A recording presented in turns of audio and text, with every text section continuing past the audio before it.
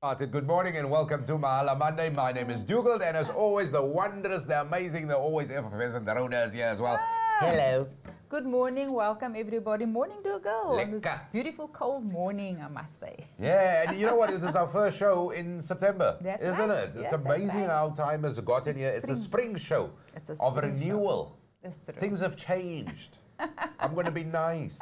Everything's flourishing. But absolutely brilliant to have you with us. And as always, you know, it's an interactive show. But before we get underway with anything, remember to like the show and definitely share it and hit that notification bell, of course, so you get notified about all their wonderful shows we do, because these shows are positive in every sort of way, and that is exactly what Mahala Monday is about. So definitely do it. And it's interactive, Rhoda.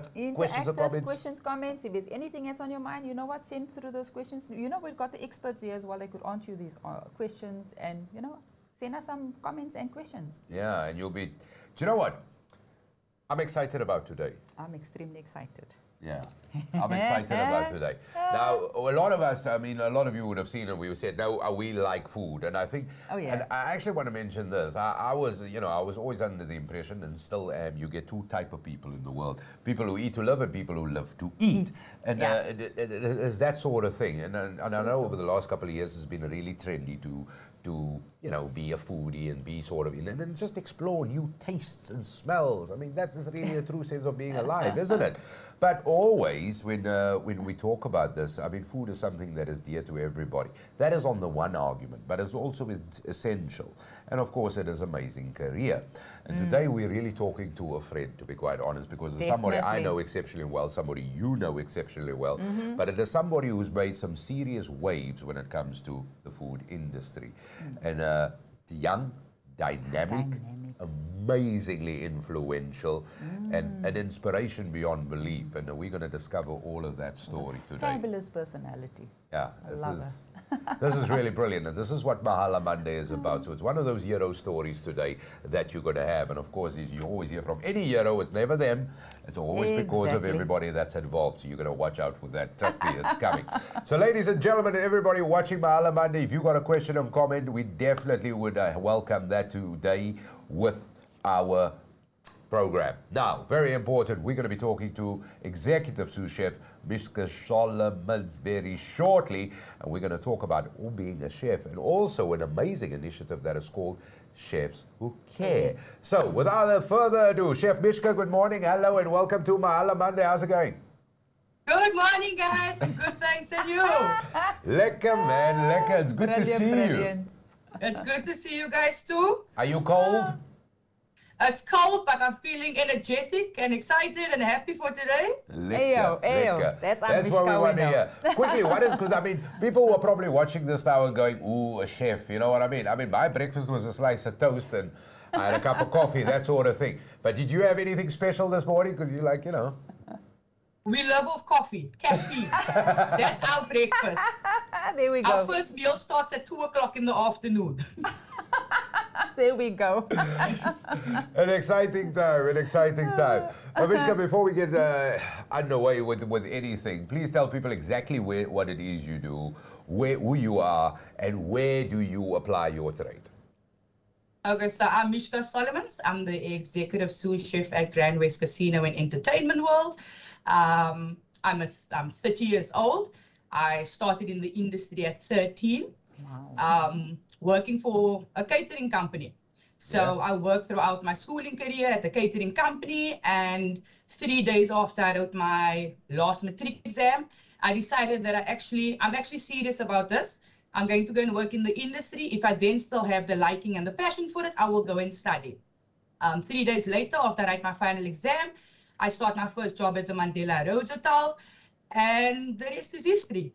Wow. I've worked for fine dining establishments, I've worked for hotels, I've worked in corporate, and I started at GrandWest in 2012 as a junior chef de partie, which is basically the second level of chefing, and I've managed to work my way up to exec sous from 2012 till when I became exec sous in 2021, in December 2021. I'm a wife, I've got 2 kids. My kids are foodies. My husband is a foodie. I'm not really a foodie. I love to cook, and I love to cook for others. but I'm a very picky eater. I don't eat red meat. There's lots of things I don't eat. I'm full of nonsense when it comes to food. But you learn to look beyond that, and you learn to cook those types of meals for people in the way that they like it, even though I don't taste it and I don't eat it. But it comes with the passion, it comes with the experience as well. Mishka, I want to ask you this, because the first thing is, I mean, you are, because I come out of that industry, you know, and we've had this conversation before, you are exceptionally young. You are one of the outliers to be an executive sous chef, and especially at a place like that. So that speaks to two things. Obviously, your skill set, which we all know, and I want to stress this because I know you're gonna try and hit me for this later, because your skill set is phenomenal. I mean, phenomenal. You can't, cream will go, and the cream will rise, and this is the instance here. But I mean, technically, you haven't been doing this for a little time. You've been doing this since the age of 13. Now, at that time, being in a catering company, I mean, you're exposed to other things. You know, you're exposed to how the whole thing works. At that time, did it really fester that this could be that possible career opportunity to you? What was it, the fact that you could be part of creating something really delicious, seeing the smile in somebody's face, and then go, you know what, that's what I want to do? Yeah, so for me, I don't know where the passion came from, but like I say, from the age of 13 in catering, there were lots of other things I could have been doing. I could have been out with my friends. I could have been, you know, being a teenager, but I chose to work in catering. The passion just came from that, the fact that you could do something for somebody else that costed you nothing, but time. You know what I mean? Time and energy that you put into something that can make or break somebody's day. That can put a smile on their face, that can bring tears to their eyes even. It's more about that than anything else. Passion. But listen, passion. I mean, I've worked and seen many chefs. I mean, firstly, you've got a very bubbly personality. People like being around you. Most chefs are not nice people. I mean, I know a lot of them. They probably gonna know why. I'm making a lot of enemies already. But I know. But you know what I mean. I mean. There's something about you, and I'm only not saying this because I know you. There's something about you that draws people to you. But I know on your arm, because people can't see your uniform, because when you're sitting in your office now, I know how your chef's jacket looks like. So there's a whole couple of badges on there, and I actually want you just to go through it, and you can hit me later for it. Because on the top, what is the blue one right on your shoulder? That is the South African Chefs Association. At the top here, I've got the South Africa Chefs Association, because I'm a member of the South Africa Chefs Association. Okay. In the center badge is my Chefs That Care badge, which is we're going to talk about for what we do. And then my third badge is a Shane de Rotterdam badge. Shane de Rotterdam is a little bit more complicated than the rest of the associations. It's an international association that is run by France. And basically, in simple layman's terms, you get graded as a chef in your industry, and you get inducted through Shane de Rotterdam, which actually grades me to be able to cook for kings and queens and princes and princesses, for example. So I've gone through my grading, and I've been inducted, and I've been accepted onto the committee of the Shane de Rotterdam. Yeah, and that is what it's about. So if Queen Elizabeth had to come, you would be one of the people who will be designated, or, you know, or the president of France or whatever. There's only so many people who are allowed to cook for them, and you would be one of those people. So I just want to be very clear, because that is what it means, but also I want to stress the fact how many times you've cooked for me. So I just wanted to... I'm just saying, it's got the accreditation. Countless times. Yeah. But I mean, that is absolutely phenomenal. That is a phenomenal story. And the mere fact that you've achieved these things at the speed of light, to be honest. And you know what, there's a comment coming in here from Hubert who says, I love your energy this early in the morning, Mishka. I say life is uncertain, eat dessert first. And that is what Hubert says. Thanks for that, Hubert. Morning, sir. No, but I agree with that fully. I agree with that comment completely. You know what, we send out energies, and depending on the energy you send out is what you will receive. So I can sit here and be miserable and sulky on a Monday morning because it's cold and it's Monday and I'm tired, but what energy am I going to receive? That's the energy that I'm giving out. Exactly. So you get what you give. It's as simple as that. And I was just going to ask you, because you know, you always have this thing, like if you don't feel like cooking, then you mustn't cook because your food is not going to be nice. Is that very similar to you need to have your mental state correct in order to cook your food?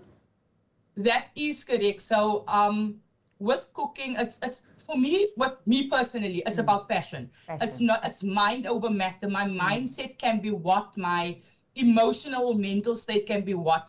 I don't let that push my passion down. So if I'm doing something, I'm doing it wholeheartedly. I'm doing it with every part of my being. It's got nothing to do with, I don't play on that emotion of it or the mental state of it. It's about that's what I am and who I am. I am nothing else. Exactly. I am the food that I make or the food that I serve and the team that I lead. So, yeah. But listen, it is all fantastic because it is very evident how, I mean, there you are. Look at that. There you are, all smiling and looking all excited. It looks like you're looking at who's eating what. You're looking all very happy. But as everybody can see, and I said this earlier, you know, you're exceptionally passionate. People want to be around you. You are. It is a phenomenal thing, and there you are with some of your team as well, team members as well as things are happening. But the important thing is that people are watching this, and maybe we've got a chef with us today, and I'm sure there are going to be questions about the recipes and confusion and all sorts of things. And trust me, Mishka will answer. Trust me, Mishka will answer. So if you have that, put some question and comments through, which is brilliant. So Mishka, now we know somewhat of your story, and here you are at one of, which is basically a place that is familiar to everybody, and I think everybody on the planet, because it is really the hub of entertainment as far as this side of the world is concerned. There is really no place better than the place where you find yourself and you head up the kitchen teams there at GrandWest. I mean, that is a huge responsibility. But then the middle badge you showed us was called Chefs Who Care.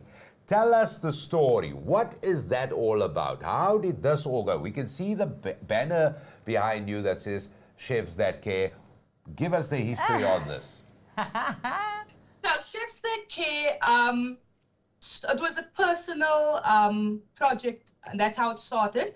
Myself and another friend of mine who's a chef as well, Jade. We started the project on a private capacity, and we used to go into the community and do feedings in our community because that's where we saw the need.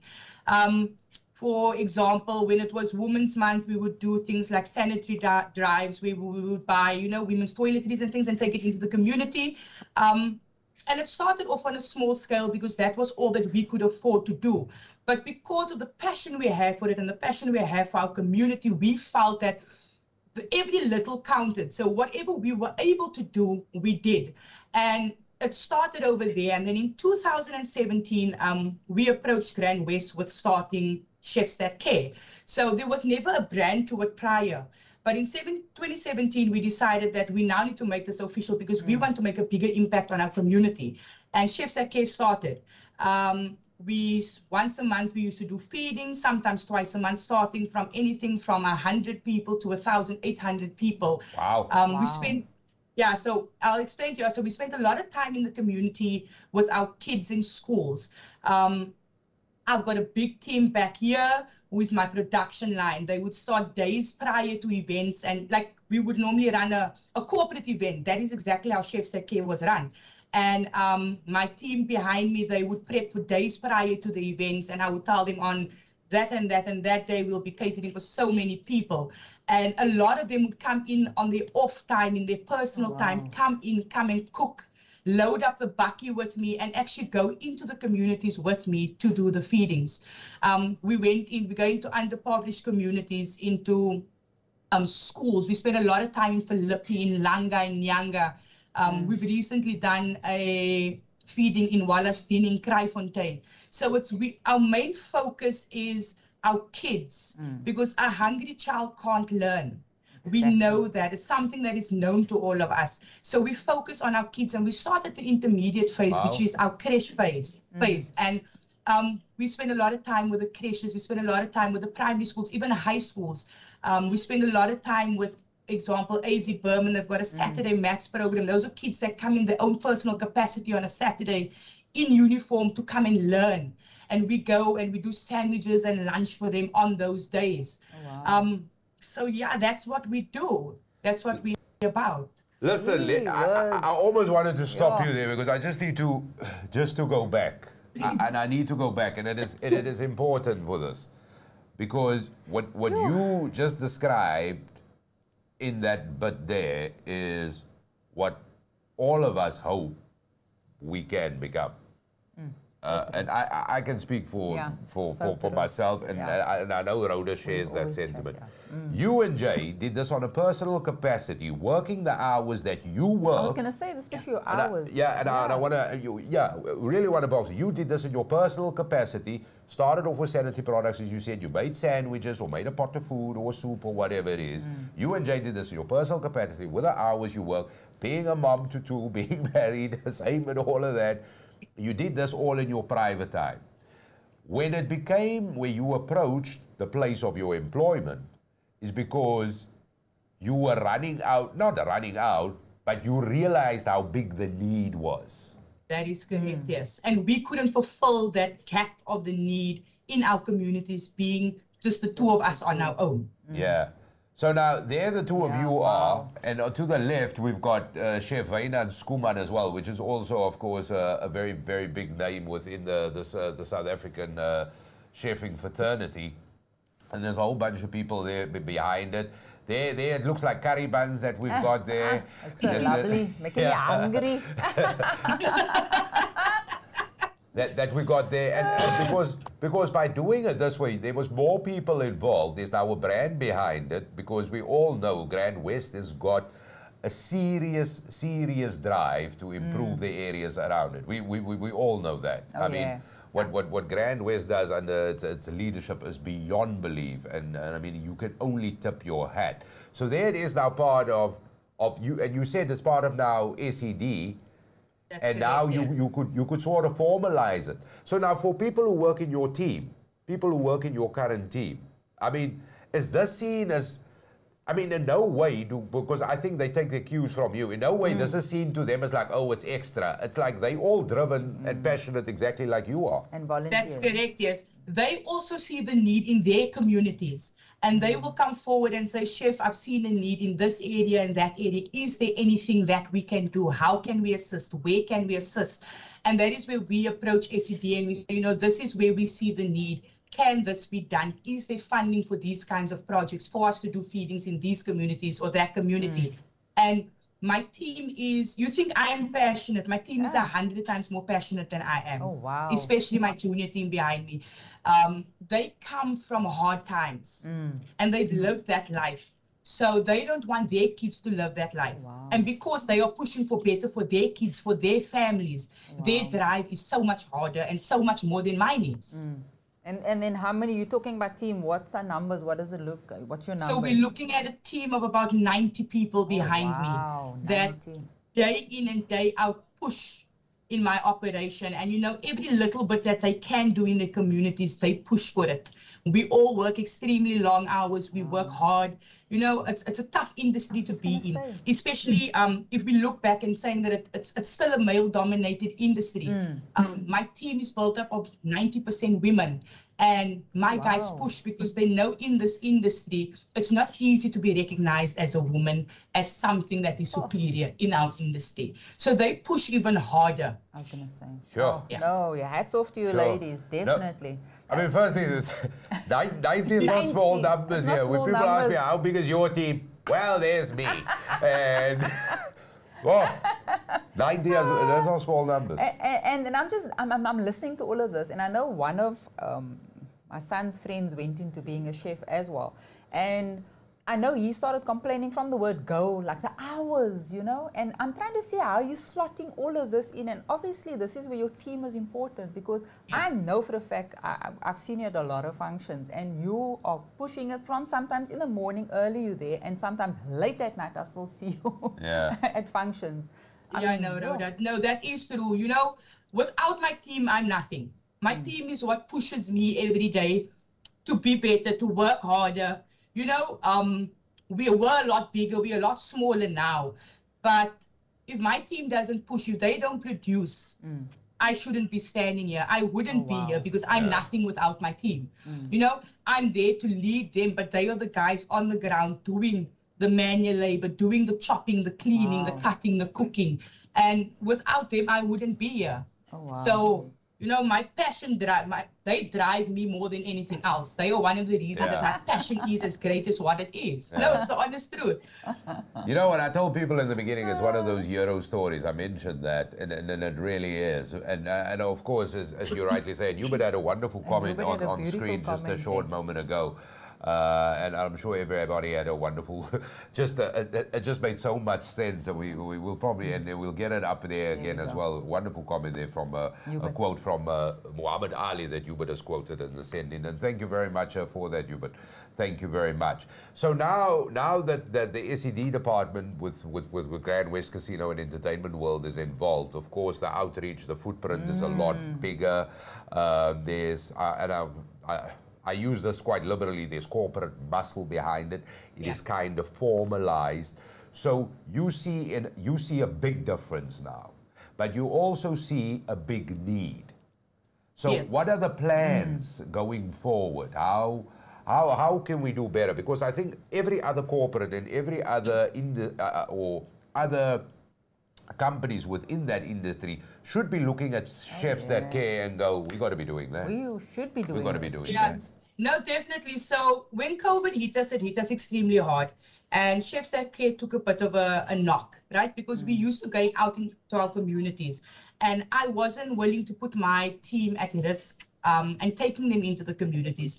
So we took kind of a step back. And, you know, we still did donations and things like that just to keep it going and keep feeding the community and things like that. But what's now happened is we have aligned with SED. So SED at GrandWest focuses on our schools and our intermediate phase of education. So they do revamps of creches, of schools. Their main focus is maths and science. So they redo science labs and home economic classes and things like that. And how we've now incorporated it is that when we go and we do a launch at these establishments, Chefs That Care goes and we do the catering for those establishments. We ensure that everyone is fed, that the kids have a hearty meal on that day. From a Chefs That Care perspective as well, when we do the home economics classes, myself and my team, we are very involved in those economic classes. And I personally go back to those schools. So we're building partnerships. We're not just supplying you with a need and we then walking away and you'll never hear from us again. You know, it's a partnership with every establishment that we are signing up with. So I go back and the SED team, we go back, we do checks on them. I sometimes go and do practical lessons with the kids so that the teacher can have a break, because when the teacher does the theory, I go in, I do a couple of practical lessons. I go and spend some time with the kids so I can also see where the need is from their side within the educational aspect of home economics and chefing and hospitality.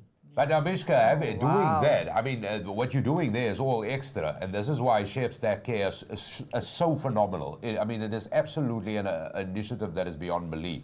But going back and actually having these sort of follow-ups, what does that mean to learners who's in a class? They're doing home economics, they're learning all these basics when it comes to food and all of that, and here a chef walks in and they're like, well, listen.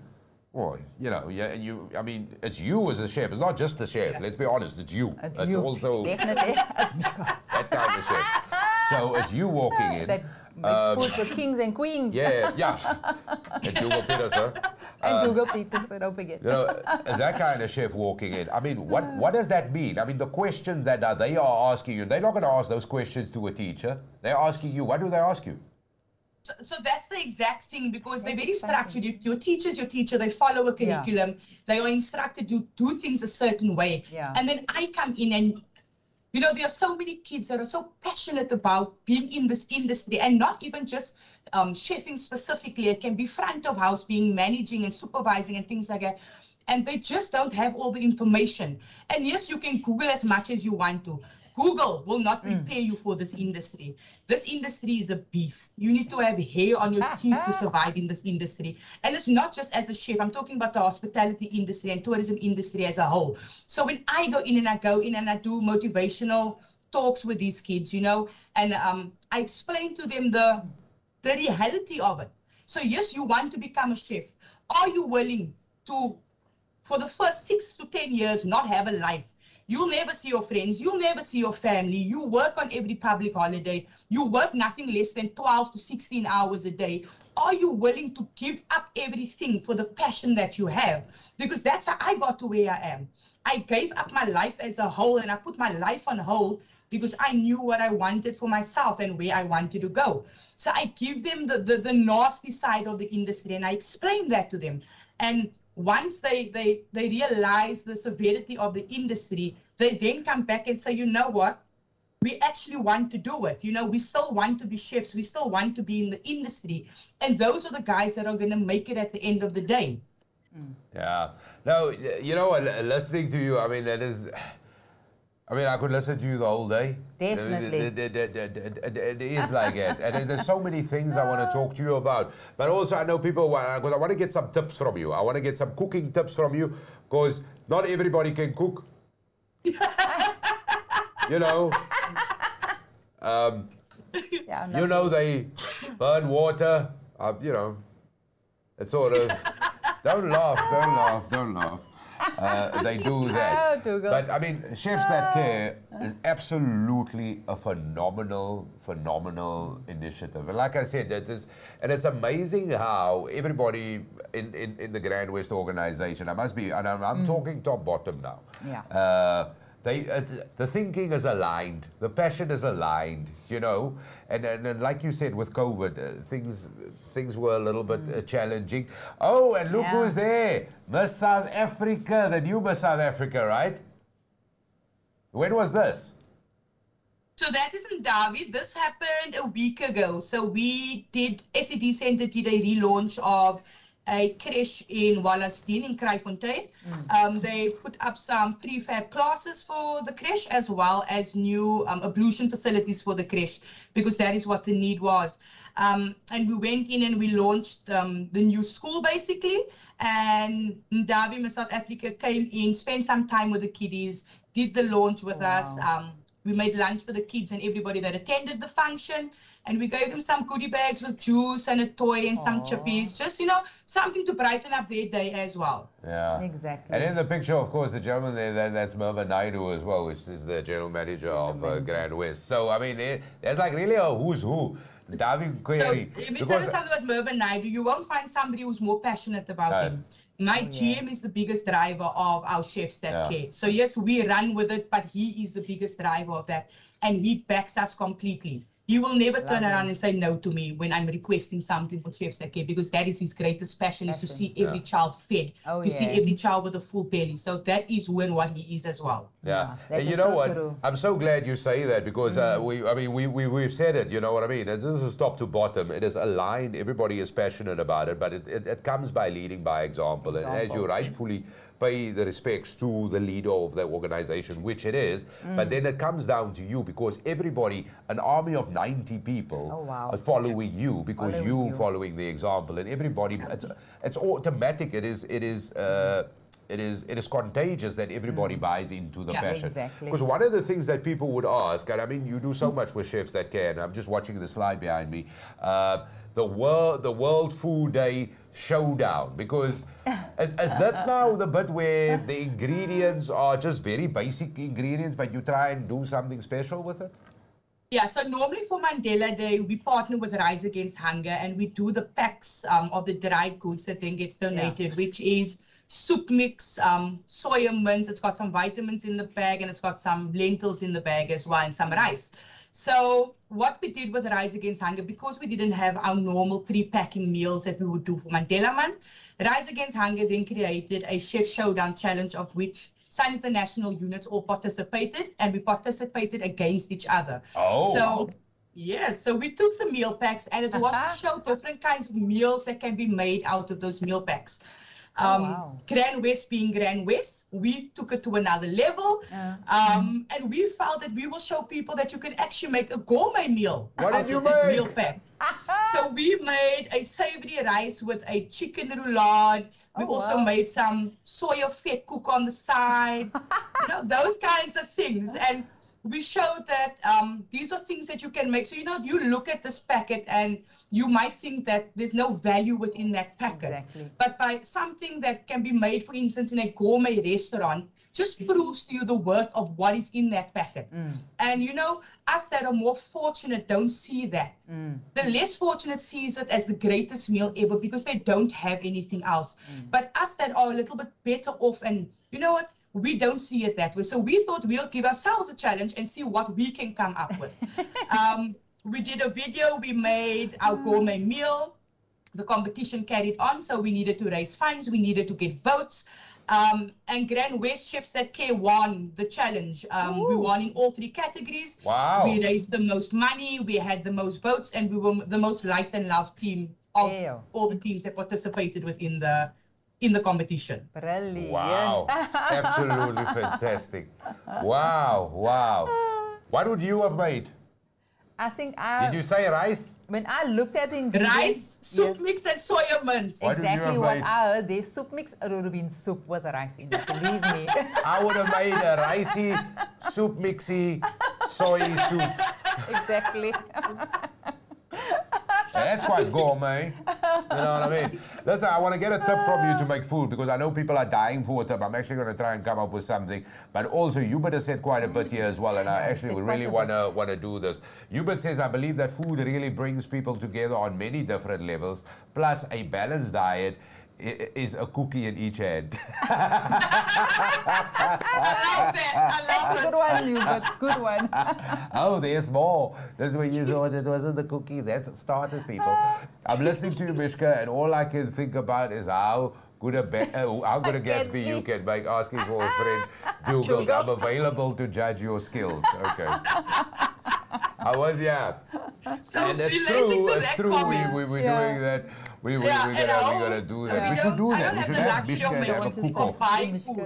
Say again. So, for instance, the comment about the Gatsby. Yeah. If I make Gatsby's at home for my family, it gets made from scratch. So I bake the bread. Oh, wow. I peel the potatoes. That's how we make Gatsby's at home. Because my husband likes to make the comment that, you know, I make great food for everybody else. But, you know, the family gets grilled cheese at home because the energy levels are dead by the time I get home. So when we do things, for instance, like Gatsby's and fish and chips and things, I put the effort in and I make everything from scratch so that they too can benefit from the skills that I have. Because I always have to hear about the skills that I use for others and not my family. Oh, you're So no shame, the man. level that you're on, if you're having fish and chips, it means you went to go catch the fish. My You would have son come catches home. the fish. The sun. Well, there you go. There you go. The potatoes you've grown. Oh, I mean, You're no shame, man. that's what it is. But Mishka, before we go, give us a tip. Come on. What is there that when people just make food in general, what is like one of the things you got to watch for? I don't know what to ask because, you know, my taste buds are dead.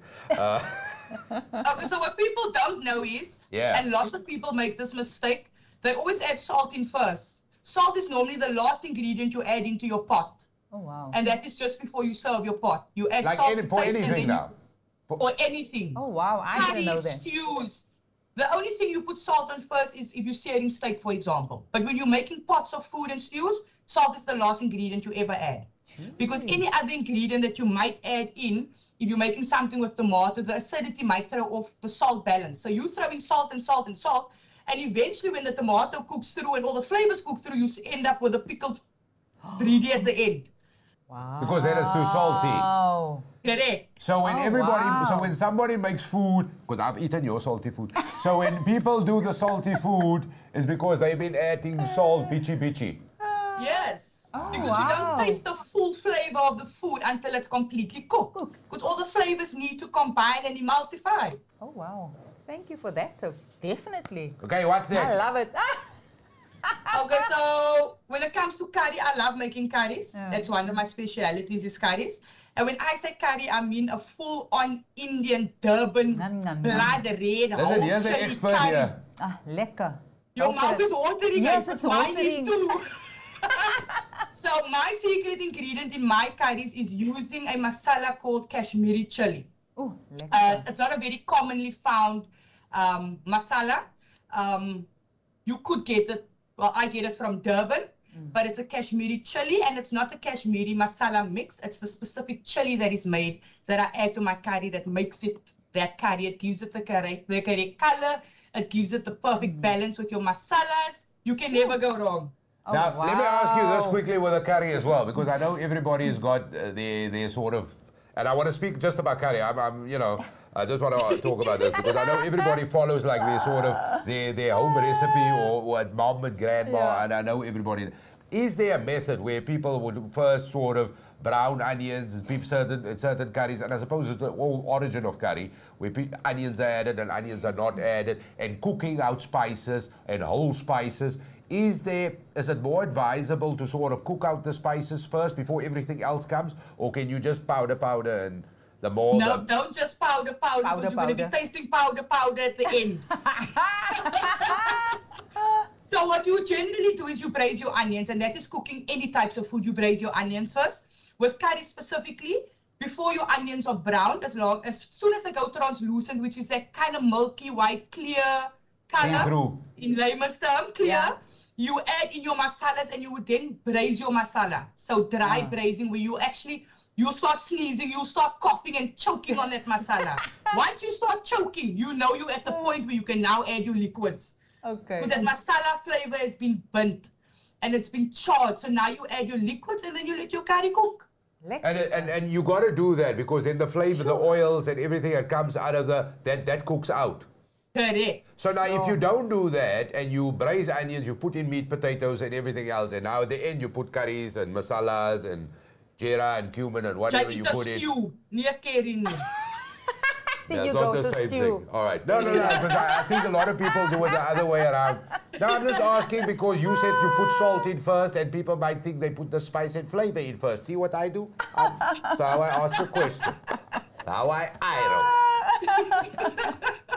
Oh, what a fabulous show. Thanks for that. Thanks for that. So that absolutely helps. Mishka, all we can say is just applaud you for what you're doing, the inspiration that you are, because I know, and this is what this program is all about as well, because we know your engagement with learners at school. We know, and we didn't even touch with that, the amazing work that Chefs That Care has done, and it's something that you started with Jay on your personal capacity and sort of carried it through, and then it was such an easy sell to your place of employment, because this is the sort of thing, and it is so aligned with when it comes to community upliftment and social economic development of what they're doing. It is all in all, it is like a package made in heaven, and long may it continue. That you are so inspirational in trying to change the lives of people, and it is really a wonderful story, and thank you for being here with us as well. Thank you so much. Thank you so much. Thank you so much for having me, Dougal. Don't get emotional now. It's okay. I am emotionally dead.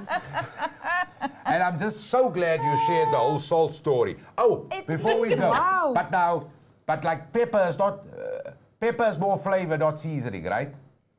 Like Pepper would the is same work seasoning. with pepper? Seasoning. Pepper and salt are seasoning. Yeah, but what I'm saying is like pepper adds depth. But I mean, sometimes the food is too peppery. So would the same work with pepper as your theory on salt? No, your theory on curry is where pepper fits in. Because pepper is something that needs to cook through for you to get the true flavor. So you throw in pepper and you let it cook or let it simmer for the true flavor to come out. There we go. That's why you end up with peppery food, because you go in pepper at the end. Unless you make pepper sauce. I give up, Hugo. I give up with you. You see what I'm sitting with? You need to come for cooking lessons, please. There we go. Please come for cooking lessons. He must run to the kitchen when he's there. Mishka, thank you so much. Thank Chef you, Mishka Mishka. Solomons, thank you very much for being here with us today. We wish you and the team and everybody the best. Thank you so much. Thank you for having me, guys. Yeah, have a fabulous day.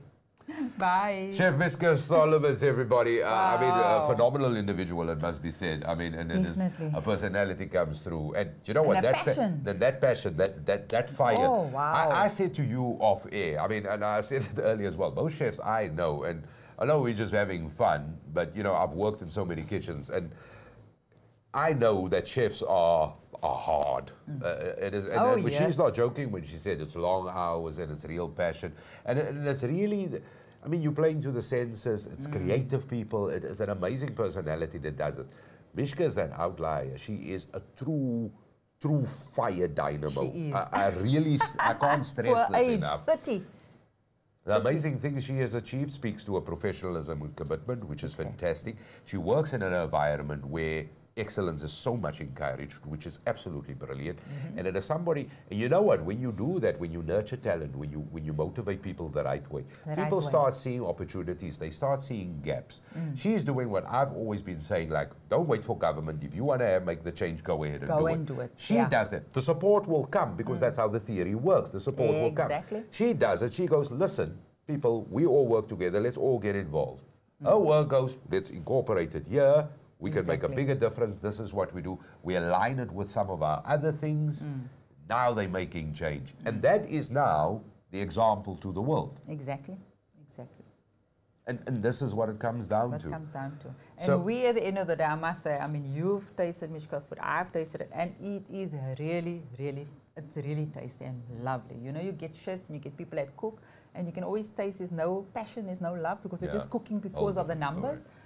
Mishka, you have it, little thingies, whatever she makes, oh my word, when you're done there, your taste buds goes through an emotional roller coaster. So when you have a time, you certainly got to go check out one of the restaurants and ask certainly for Chef Mishka. But that wraps up the episode for today. That's right. So thank you very much for watching. Thank you for the wonderful comments, of course, and thank you very much to our special guest, executive sous chef, Chef Mishka Solomons, that was here with us today. So whatever flavor it is you need to add in life, remember to take everything with a pinch of salt. Just be sure to add it last. Until next time, cheers everybody.